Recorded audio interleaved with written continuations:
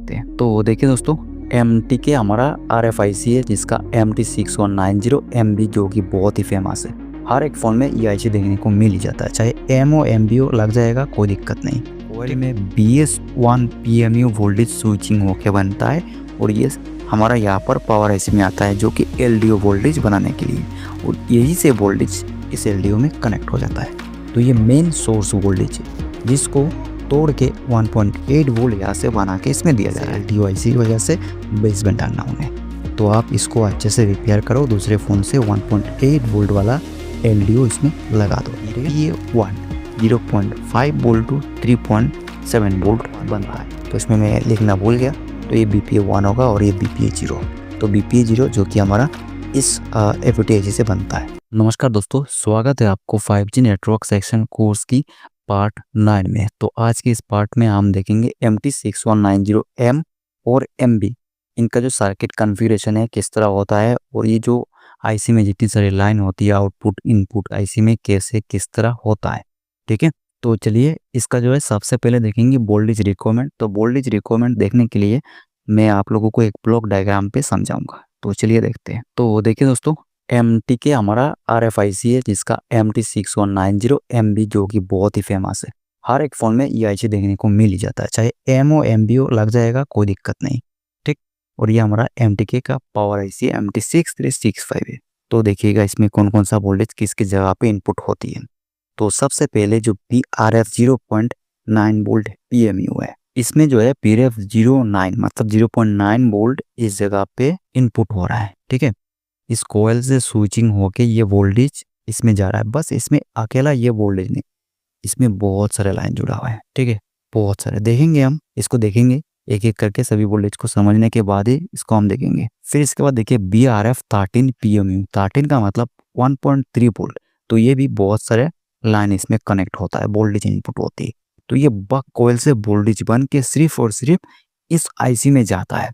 ठीक है, और हम ये भी स्कीमेटिक से कंफर्म करेंगे कि इस IC के साथ साथ और कौन कौन सी IC में ये वोल्टेज जा रहा है।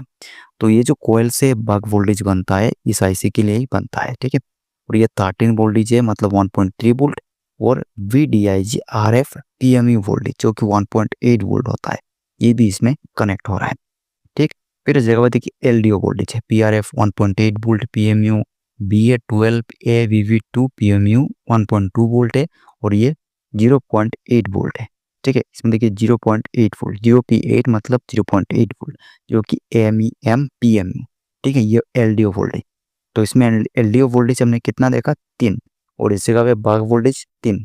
ठीक है, 6 वोल्टेज हुआ। दोस्तों, अगर आप मोबाइल रिपेयरिंग सीखना चाहते हो और एक एक्सपर्ट बनना चाहते हो तो ये मौका आपके लिए है। मैं लेकर आया हूं लोकल मोबाइल इंजीनियर के एक्सक्लूसिव कोर्सेज पर 40% का धमाकेदार डिस्काउंट। हमारे कोर्सेज आपको सिखाते हैं 4G और 5G network section, dead mobile repairing, charging section, Borneo schematic diagrams और ट्रबल शूटिंग जैसे एडवांस्ड टॉपिक्स। ये कोर्सेज बिगिनर्स और प्रोफेशनल्स दोनों के लिए परफेक्ट हैं। मेरे कोर्स से क्या फायदा है? ये कोर्सेज रिकॉर्डेड वीडियो फॉर्मेट में हैं जिससे आप कभी भी कहीं भी सीख सकते हो। आपको हर टॉपिक पर डिटेल्ड थ्योरी और प्रैक्टिकल डेमोन्स्ट्रेशंस मिलेंगे। Affordable pricing, high quality content, लो प्राइस में। आपको इंडस्ट्री लेवल नॉलेज मिलेगा जो मार्केट में काम आते हैं। रिकॉर्डेड वीडियो कोर्सेज के बेनिफिट्स: टाइम फ्लेक्सिबिलिटी, अपने कंफर्ट के हिसाब से सीखें, बार बार रिवाइंड करके डिफिकल्ट टॉपिक्स को समझ सकते हैं। प्रैक्टिकल एक्सपेरिमेंट्स को पॉज करके स्टेप बाय स्टेप प्रैक्टिस करें। नो नीड टू ट्रैवल, घर बैठे एक्सपर्ट बने। तो देर मत कीजिए, विजिट कीजिए लोकल मोबाइल इंजीनियर ऐप या वेबसाइट www.localmobileengineer.com पर। ऑफर वैलिड है सिर्फ जनवरी 20 तारीख तक। आप सीखो मोबाइल रिपेयरिंग,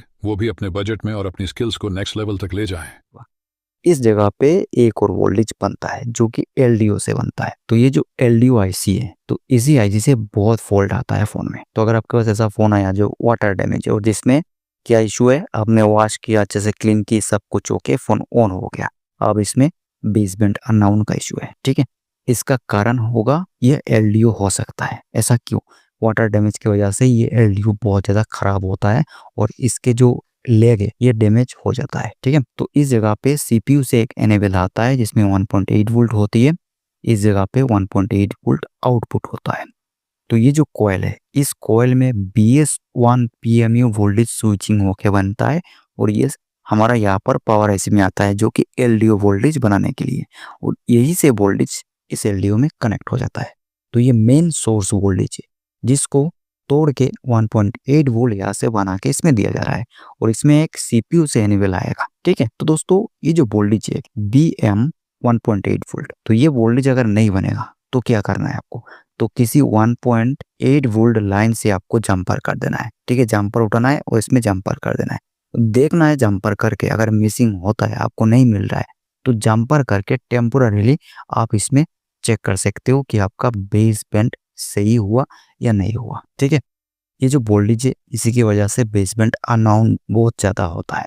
क्यों? क्योंकि ये एलडीओ खराब होता है या इनपुट लाइन जो है ये डैमेज हो जाता है, इस जगह पे सीपीयू से एनेबल नहीं आता है, इसी वजह से इसमें वोल्टेज 0 होती है, जो कि ये हमारा बेसबैंड आईसी है। और ये जो वोल्टेज जितने सारे आप देख पा रहे हो, अगर ये भी मिसिंग होगा, कोई भी एक मिसिंग होगा, तो आपका फोन में बेसबैंड अननोन हो ही जाएगा।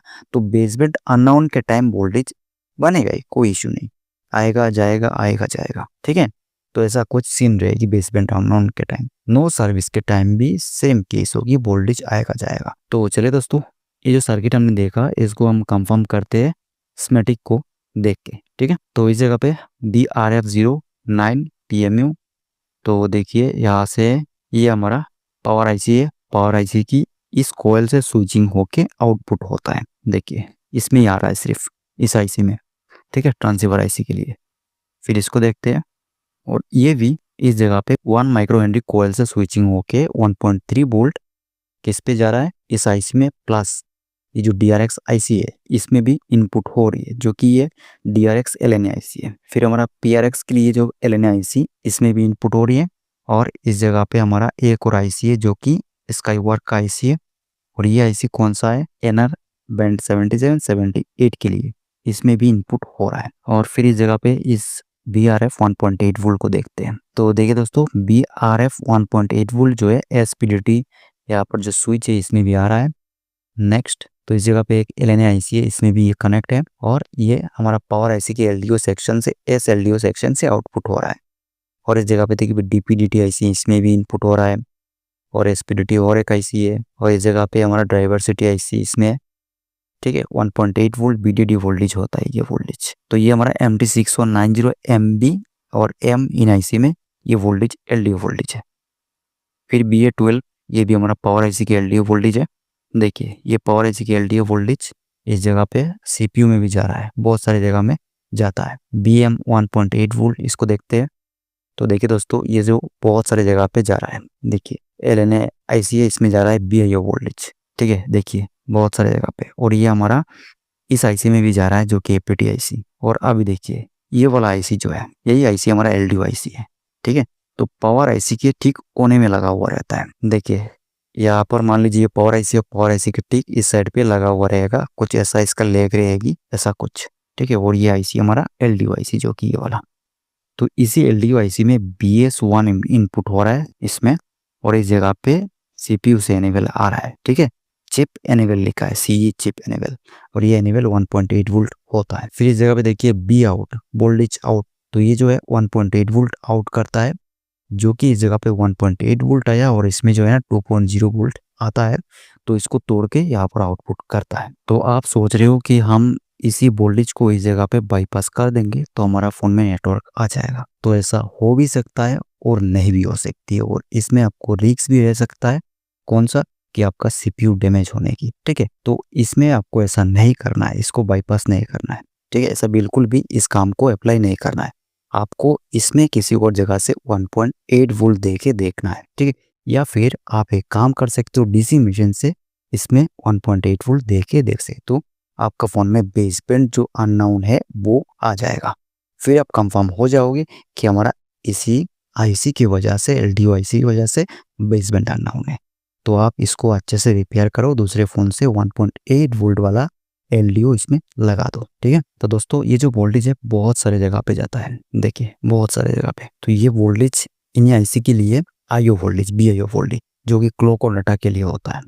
तो क्लॉक और डाटा के लिए जो वोल्टेज होगा वो अगर मिसिंग होती है तो आपका फ़ोन में वही जो आईसी जो जिस फ्रीक्वेंसी के लिए लगाया गया है वो काम नहीं करेगा। तो ये जो वोल्टेज है देखिए बहुत सारी जगह पे जो कि IO सेक्शन में इनपुट होता है, डिजिटल वोल्टेज होती है।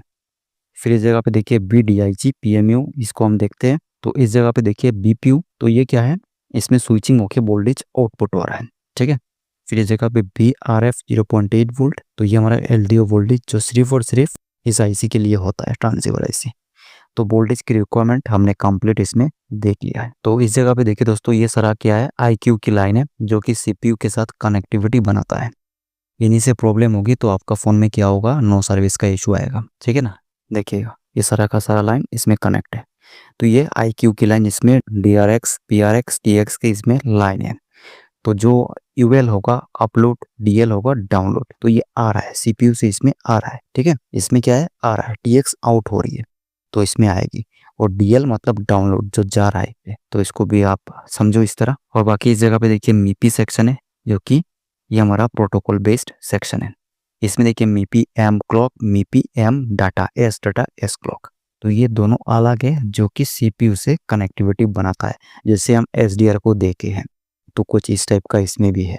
देखिए ये वाला क्लॉक और डाटा इसमें कनेक्ट होना जरूरी है, तो इससे आपका फ़ोन में नो सर्विस का इशू आ सकता है, बेसबैंड अननाउन भी हो सकती है। फिर इस जगह पे ये जो है अलग अलग हमारा RFIC को, PA को ये कंट्रोल कर रहा है। ये सारे जैसे SDR में होता है वैसे इसका भी कॉन्सेप्ट है। तो अगर आपका फ़ोन में नो सर्विस कंप्लीट है, जैसे कि 4G में नहीं काम कर रहा है, 5G में नहीं काम कर रहा है, तो उस टाइम पे इसी का ही रोल हो सकता है, BIO 1.8 वोल्ट और ये हमारा क्लॉक और डाटा। इन्हीं में से अगर तीन में से कोई एक लाइन मिसिंग होगी तो आपका फ़ोन में नो सर्विस, ठीक है। 2G चलेगी, हो सकता है 4G चल रहा है 5G नहीं चल रही, या फिर 5G चल रहा है 4G 2G नहीं चल रहा है, ऐसा केस बनेगी अगर इनमें से कोई एक लाइन मिसिंग होगी, BIO वोल्टेज मिसिंग होगा तो। और इस जगह पे TX0, तो ये TX0 यहाँ पर 4G और 2G की 3G की सेक्शन मतलब TX आउट करता है। और ये जो है हमारा 5G की TX आउट है, जो कि TX1 5G की सेक्शन होता है, ठीक है। इसमें आप CB0, CB1, CB0, CB1, LV, MHP ऐसा कुछ देखोगे तो ये 5G की मतलब TX1 5G का है। तो हम समझ गए कि ये TX आउट करता है। तो इन TX आउट की मतलब लाइन से मिसिंग होगा कोई एक लाइन, इसमें से दिक्कत होगी तो क्या होगा आपका फ़ोन में, नो सर्विस का, ठीक है। उस टाइम पे आपका फ़ोन में लिस्ट बनेगी, लिस्ट जैसे आप सर्च करोगे मैनुअल सर्च, उस टाइम पे लिस्ट बनेगी लेकिन सिलेक्शन नहीं होगा, फील्ड आएगा। और जैसे कि यहाँ पर हमारा PRX से प्रॉब्लम होती है तो फ़ोन में क्या होगा, DRX अगर कनेक्ट होगी तो DRX से रिसीविंग हो जाएगा, ठीक है। तो उस टाइम पे लिस्ट बन जाएगा, लेकिन TX कनेक्ट है तो हमारा PRX कनेक्ट नहीं होने से आपका फ़ोन में रजिस्टर नहीं होगा। और ये जो हमारा IQ की लाइन, इनमें से मिसिंग होने से नो सर्विस आ जाएगा, तो आपका फ़ोन में क्या होगा, लिस्ट भी नहीं आएगी, ठीक है। तो दोस्तों इसी वीडियो में मैं आपको फॉल्ट भी बता रहा हूँ और सर्किट को भी समझा रहा हूँ, आपको समझना है। और ये सारा क्या है हमारा PRX, तो इनसे दिक्कत होगी तो आपका फ़ोन में नो सर्विस आएगा। बस DRX से रिसीविंग होगी तो लिस्ट बन जाएगी, नहीं तो DRX और PRX डिस्कनेक्ट होगा तो आपका फ़ोन में क्या होगा, नो लिस्ट बनेगी, नो सर्विस आएगा, लिस्ट भी नहीं आएगा, ठीक है। तो अभी देखिए इस जगह पे BPI सेक्शन है, BPI बस सेक्शन, ठीक। तो ये सेक्शन असल में करता क्या है, तो दोस्तों ये जो सारा का सारा लाइन है ये वोल्टेज की लाइन है जो कि कंट्रोल कर रहा है, स्विच कर रहा है, किसी को स्विच कर रहा है। और ये जो APC है ये हमारा फ्रंट एंड मॉड्यूल में जाता है। देखिए ये जो है हमारा 2G 3G 4G 5G TRX TX है, इसमें कनेक्ट है, ठीक है। तो ये सारा स्विच कर रहा है जो कि SPDT DPDT इन पे जाके कनेक्ट हो रही है। देखिए तो जो भी बिना प्रोटोकॉल वाला IC होगा उसमें ये जाएगा, कनेक्ट करेगा और इसको कंट्रोल करेगा, ठीक। तो ऐसा कुछ सर्किट है इसमें और इसमें आपको देखना है। तो चलिए हम दूसरा एक मॉडल और देख लेते हैं। तो देखिए दोस्तों फ़ोन में क्या है, नो सर्विस, तो स्पेलिंग में कुछ मिस्टेक हो सकता है, ध्यान पे रखो। नो सर्विस है फ़ोन में तो कम्प्लीटली आपका मतलब कि फ़ोन में लिस्ट नहीं बन रहा है, लिस्ट नहीं है। तो उस टाइम पे आपको क्या क्या चेक करना है, आपको सबसे पहले एंटीना पे चेक करना है, RF केबल कनेक्टर साबबोर्ड में देखना है, ठीक है। साबबोर्ड में ट्यूनर IC होगा तो ट्यूनर IC को भी देख सकते हो। तो ट्यूनर IC हमारा प्रोटोकॉल बेस्ड भी हो सकता है और बिना प्रोटोकॉल बेस्ड भी हो सकता है। तो बिना प्रोटोकॉल बेस्ड होगा तो भी उसको देखना है और अगर प्रोटोकॉल बेस्ड होता है तो भी देखना है, ठीक है। तो नो सर्विस के केस जो है वो आपका ट्यूनर IC अगर लॉजिक वाला होगा तो कोई इशू नहीं है, उससे आपका नो सर्विस का इशू नहीं आता है, लो नेटवर्क का इशू आ जाएगा। तो आपको एंटीना केबल, एंटीना कनेक्टर इसको देखना है। और जो हमारा 2G 4G 3G 5G की लो बैंड PA है उसको आपको देखना है, ठीक है। LVPA उसको आपको देखना है, LVPA को। इसमें जो भी एंटीना की कनेक्शन होगा उसको फॉलो करना है, सबसे पहले उसी को पकड़ के रिपेयर करना है। सबसे पहले लो बैंड को रिपेयर करो 5G फ़ोन में, फिर जाके हाई बैंड को और फिर जाके 5G को रिपेयर करना है। लो बैंड, तो ये लो बैंड PA कौन सा होगा, 2G की, 3G की, 4G की और हमारा 5G की, ठीक है। नहीं तो आप 2G 3G 4G को सबसे पहले रिपेयर करो। तो इसी एंटीना से ही हमारा ये 2G 3G 4G की लो बैंड कनेक्ट होती है। लिस्ट नहीं बनता है तो इसको देखो, इसका जो RF केबल कनेक्टर होगा इसमें जो भी DP/DT IC 3P/3T IC होगा उसको फॉलो करो। 3P/3T IC जो होगा इसमें 3 लाइन 3 आउट 3 इनपुट होगा।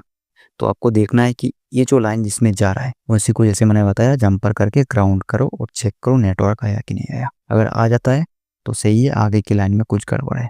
अगर नहीं आता है इस LVPA को चेंज करो, चेंज करके देखो नहीं होता है तो हमारा RFIC को चेंज करो। ऐसा करना है। और लिस्ट तभी भी नहीं आ रहा है तो इसका मतलब है आपको IQ लाइन चेक करना है, जो हो सकता है PRX या TX, ठीक है। और DRX को भी आप चेक कर सकते हो। तो सबसे पहले मेरे हिसाब से PRX और TX की IQ लाइन चेक करनी है, ठीक है। तो देखिए जैसे कि PRX चेक करना सबसे पहले इंपॉर्टेंट क्यों है, क्योंकि उसमें आपका PRX बनेगी तो लिस्ट आएगा। तो PRX को देख लो जो LVPA के साथ में लगा हुआ रहता है, PRX में जो भी कनेक्शन होगा उसको फॉलो करके देख लो, ठीक है।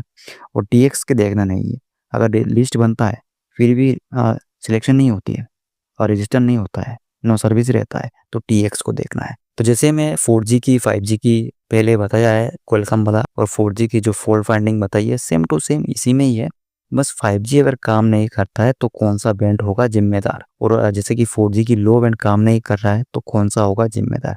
किसी स्पेसिफिक एरिया में 4G सिग्नल आ रहा है, ठीक है, और जैसे कि उस एरिया से निकलते ही कोई भी नेटवर्क नहीं, नो सर्विस हो जाता है, तो उस टाइम पे आपको देखना होगा लो बैंड PA, क्योंकि यही जो PA हर जगह पे काम करता है, चाहे विलेज हो चाहे रूरल अर्बन एरिया क्यों ना हो, सिटी सेट विलेज सेट कोई भी हो, लो बैंड उसी पे काम करेगी, चाहे 5G क्या हो चाहे 4G का हो। तो ये जो है लो बैंड वाला PA जो है बहुत इंपॉर्टेंट रोल निभाने वाला है अगर आपका फ़ोन में लिस्ट नहीं बनता है। तो देखिए नो सर्विस से लिस्ट आपका ओके है, उस टाइम पे नो सर्विस, ठीक है, सिग्नल नहीं आ रहा है, नो सर्विस से। तो देखिए दोस्तों बेसबैंड अननोन जो है हमारा MTK की जो RFIC है उससे होता है वोल्टेज मिसिंग होने से, क्लॉक सिग्नल जो वो मिसिंग होने से।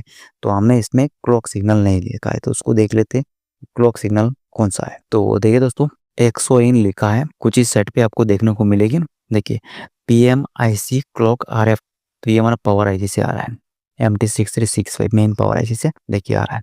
तो ये क्लॉक भी मिसिंग होगा, ये 0 ओम रजिस्टर मिसिंग होगी, खराब होगा तो आपका फ़ोन में बेसबैंड अननोन हो जाएगा, ठीक है। तो ये नहीं कि बेसबैंड के लिए अलग से CPU, बेसबैंड के लिए अलग से पावर IC, बेसबैंड के लिए क्लॉक जनरेट करने के लिए अलग से एक IC है, ऐसा इसमें MTK में नहीं है, लेकिन क्वालकॉम में है, ठीक है। तो इसको फॉलो करना है। तो जैसे अभी हम थे लिस्ट ओके है लेकिन रजिस्टर नहीं हो रहा है, no service, still no service है, उस टाइम पे आपको क्या करना है RFIC को सबसे पहले चेंज करना है, ठीक है। RFIC को चेंज करो क्योंकि बाकी सारा हमारा RX की जो है वो कंप्लीट ओके है, RX सेक्शन। तो RFIC को चेंज करो, उसको चेंज करने के बाद अगर ये प्रॉब्लम सॉल्व नहीं होता है तो आपको क्या देखना है TX, ठीक है, TX IQ और प्लस, मतलब IQ की सभी लाइन को टेस्ट कर लो, उसमें आपको 0.500 टू 0.800 इतना GR आना चाहिए, इतने की बीच आना चाहिए GR, ठीक है, इतना बीच। तो देखिए जो हमारा IQ लाइन होगी इन पे सिमिलर GR देखने को मिलेगा, 19-20 होगी। तो मैं ये भी PDF दूंगा GR वैल्यू का, ठीक है, बस अभी आपको बता रहा हूँ कि इसमें क्या होता है। जैसे एक में आ रहा है 0.650 तो दूसरे में आएगा 0.655, ऐसा कुछ होगा तो सही है, बस डिफरेंस नहीं हो रहा है, ठीक है। एक में 700-800 आ रहा है और एक में 500-600 आ रहा है, ऐसा नहीं होना चाहिए। तो आपको ऐसे कंफर्म करना है, सभी में चेक करना है, जिसमें ज़्यादा आता है उसमें गड़बड़ी है। तो लिस्ट हमारा ओके है तो आपको RFIC को चेंज करना है, ट्रांसीवर IC, फिर आपको देखना है TX IQ की लाइन, इसको चेक करना है, ठीक है, GR वैल्यू लेना है इनमें सभी में, ठीक है, लिस्ट ओके रहने से। और आपका जो यहाँ पर हमारा RFIC, इनको मतलब कि जब आप RFIC को चेंज करोगे उसी टाइम पे आप चेक करके RFIC को चेंज करना है, ऐसा नहीं कि चेंज किया फिर उठाया फिर दूसरी बार आप चेक कर रहे हो, ऐसा नहीं। जब आप चेंज करने जाओगे, उसको चेंज करने लगोगे, उसी टाइम जो पुराना IC लगा हुआ रहेगा उसको उठा के इन TX IQ की लाइन, मतलब कंप्लीट जितने सारे IQ होगा उनका लाइन चेक कर लोगे, ठीक है, फिर RFIC को लगा दोगे दूसरा वाला। तो होता है तो होता है, नहीं होता है तो TX आउट जो लाइन है उसको चेक करोगे, PA में जो जा रहा है, फिर वो लाइन ओके होता है तो हमारा LB जो PA है, ठीक है, 2G 3G 4G 5G की लो बैंड PA उसको चेंज करोगे, ठीक है। बस इतना ही करना है आपको, क्योंकि इसका RX लाइन ओके है, ठीक है, RX सेक्शन कंप्लीट ओके है, तो इतना करना है। तो LB PA की सबसे पहले चेंज करने से पहले इसका एंटीना कनेक्टर को देख लेना है, ठीक है। एंटीना जो कनेक्टर है, एंटीना RF केबल कनेक्टर, इनका सभी कंपोनेंट्स वगैरह सारा कुछ देखना है और चेंज भी करके देख सकते हो। तो लिस्ट ओके है, फिर भी नहीं आ रहा है, इस कंडीशन में ऐसा कुछ करना है। तो दोस्तों IC वगैरह सर्किट वगैरह देखने से आपका प्रॉब्लम सॉल्व नहीं हो रहा है, चेंज करने से भी नहीं हो रहा है, तो सॉफ्टवेयर वर्क करोगे, ठीक है। उस टाइम पे APT जो IC होगी, उस APT IC को भी आपको देखना है, ठीक है, क्योंकि BCC जो वोल्टेज है इस APT IC से बन के सभी PA में जाता है। तो उस टाइम पे ये चेक करना है। अगर आपका फ़ोन में लिस्ट भी आ रहा है तब भी देखना है, अगर रजिस्टर नहीं हो रहा है तो। किसी फ़ोन में आपका पावर IC से APT वोल्टेज जाएगा, किसी में अलग से 2 APT के लिए IC होगी, किसी में एक APT IC होगी, एक पावर से जाएगा। तो उसका कंसेप्ट भी हम समझेंगे आगे, इसको भी देखना होगा, ठीक है। और बाकी जो है 2G पकड़ रहा है, 3G नहीं आ रहा है, 4G नहीं आ रहा है, 5G नहीं आ रहा है, तो उस कंडीशन पे क्या करना है। तो जैसे मैं आपको बताया, LVPA को सबसे पहले अटैक करो, उसी को रिपेयर करो। तो एक और प्रॉब्लम हो सकता है, देखिए दोस्तों, फ़ोन में वीक सिग्नल का प्रॉब्लम है और नो सर्विस है। जैसे आपने वाईफाई कनेक्ट किया तो सिग्नल 2-3 ऐसा आया, ठीक, तो उस टाइम पे जैसे कॉल लगा रहे हो चला गया, तो जैसे आप वाईफाई को डिस्कनेक्ट कर रहे हो तो फिर से नो सर्विस, या फिर 2-3 सिग्नल आ रहा है, तो वीक सिग्नल का प्रॉब्लम है। उस टाइम पे आपको RF cable connector, RF cable, साफ पोर्ट और जितने सारे स्विच होती है, DPGT स्विच वगैरह, 3P3T स्विच, डिप्लेक्सर, इन सभी को चेक करना है, एंटीना लाइन में जो भी चीज़ें लगा हुआ है। तो देखिए दोस्तों, अभी मैं आपको बताऊंगा जो हमारा APT वोल्टेज जो आउट होके जाता है अलग अलग IC में। तो इस जगह पे देखिए Bbat वोल्टेज इसमें इनपुट हो रहा है, BIO भी इनपुट हो रही है, और इसमें प्रोटोकॉल भी कनेक्ट है, जो कि ये हमारा APT IC है MT6308MP, और इसमें कॉइल लगा हुआ है जो कि Bbat इनपुट जिसमें होगा। और फिर इस जगह से स्विचिंग होके, इस कॉइल से स्विचिंग होके, जो कि हमारा 4G 5G LMB PA है, ठीक है, BC7643 इसमें इनपुट हुआ। फिर इस जगह पे देखिए BPA, ये हमारा BPA1 0.5 वोल्ट टू 3.7 वोल्ट बनता है। कब? जब सिम लगाओगे, बिना सिम से ये वोल्टेज बिल्कुल नहीं बनने वाला। और सिम लगाया आपने, सिम लगा के क्या किया, सिम लगाने के बाद कुछ ही सेकंड ये वोल्टेज बन के नेटवर्क आता है, फिर चला जाता है, तो ये वोल्टेज ड्रॉप होगी, तो आपका फ़ोन में नो सर्विस भी आएगा। उस टाइम पे क्या होगा, वोल्टेज भी ड्रॉप रहेगी, ये जो वोल्टेज है ड्रॉप रहेगी, ठीक है। तो उस टाइम पे आपको इसको भी इस तरह बाईपास करना है। कैसे बाईपास करना है, VSOIS जो वोल्टेज है उससे जंपर कर दो, जंपर करके इसको देख लो, जिससे ये आपका इसमें जो है वोल्टेज प्रोवाइड हो जाएगी। आपका फ़ोन में दिक्कत है तो सॉल्व हो जाएगा, ठीक है। दोनों को उस टाइम पे ये काम करके देख सकते हो, दोनों को बाईपास करना है। तो सेम इसमें देखिए, यहाँ पर 5G की अल्ट्रा हाई बैंड इसमें भी PA में कनेक्ट हो रहा है, और इस जगह पे हमारा MTK का और एक APT IC है, सेम IC है, इसमें भी सेम कॉन्फ़िगरेशन है। और ये हमारा 2G LHPA, 3G 4G 5G LBP है। तो LHPA इसलिए लिखा मैंने क्योंकि इसके अंदर हाई बैंड 2G का आता है, लो बैंड भी आता है, और इससे आउटपुट होके इसमें चला जाता है, इसीलिए लिखा है। तो इसमें आ रहा है APT वोल्टेज जो कि BPA 0 है। और फिर इस जगह पे देखें 3G 4G और 5G की मिड बैंड और हाई बैंड ये PA है, ठीक है। तो इस जगह पे देखिए इसका जो है, इसमें भी हमारा 0.5 वोल्ट टू 3.7 वोल्ट बनता है। तो आप इसमें Bbat की जो वोल्टेज है, ये वोल्टेज इसे बाईपास करके चेक कर सकते हो, दोनों को ऐसा कर सकते हो। अगर आपका वोल्टेज नहीं बन रहा है, मतलब कि नो सर्विस है, उस टाइम पे वोल्टेज तो नहीं बनेगी, इसको बाईपास करके चेक कर लो, ठीक है, ऐसा कर सकते हो इसमें। तो दोस्तों ऐसा क्यों, क्योंकि ये जो वोल्टेज है BCC वोल्टेज, ये अगर वोल्टेज इसमें इनपुट नहीं होगा तो इसके अंदर जो है ना, इस जगह पे TX नहीं हो पाएगी ट्रांसमिटिंग, ये जो है लो बैंड TX ट्रांसमिट नहीं कर पाएगा। क्यों? क्योंकि BCC वोल्टेज अगर आप देखोगे इन IC को, इसके अंदर 2 3 4 ऐसे करके इनपुट हो रहा है, ठीक है। तो देखिए हमने देखा जिसमें 2 APT IC होता है उसका कैसा सीन बनता है। तो अभी देखिए इस जगह पे इसमें क्या है, हमारा पावर IC और एक APT IC है। तो इसमें देखिए पावर IC से ये हमारा वोल्टेज चला गया, जो कि ये हमारा BPA 1 होगा। तो इसमें मैं लिखना भूल गया, तो ये BPA 1 होगा और ये BPA 0। तो BPA 0 जो कि हमारा इस APT IC से बनता है, ठीक है, और इन पे कनेक्ट हो जाता है। तो ऐसा कुछ सीन बनेगी, तो आपको फॉलो करके देख लेना है। मिसिंग होने से आपको फ़ोन में नो सर्विस हो जाएगा, क्योंकि TX जो है एम्पलीफाई होकर आउटपुट नहीं होगा, इसीलिए, ठीक है दोस्तों। तो इसको याद रखना, और ऐसा ही फॉल्ट बनने वाला है। तो इसी वीडियो के साथ हमारा जो है 5G और 4G नेटवर्क सेक्शन कंप्लीट होता है। मतलब कि ये जो हमारा 5G सेक्शन कंप्लीट होता है और 4G सेक्शन तो हमने कंप्लीट ऑलरेडी कर लिया है। तो चलिए आगे की जितनी सारी PDF होगा और जो भी अगर वीडियो 1-2 और होता है जो उसमें अगर कोई फॉल्ट फाइंडिंग रह गया है बाकी तो मैं बता दूंगा, ठीक है, एक वीडियो या 2 वीडियो और बना के। तो चलिए दोस्तों, मिलते हैं किसी और एक कोर्स में, तब तक के लिए बाय बाय।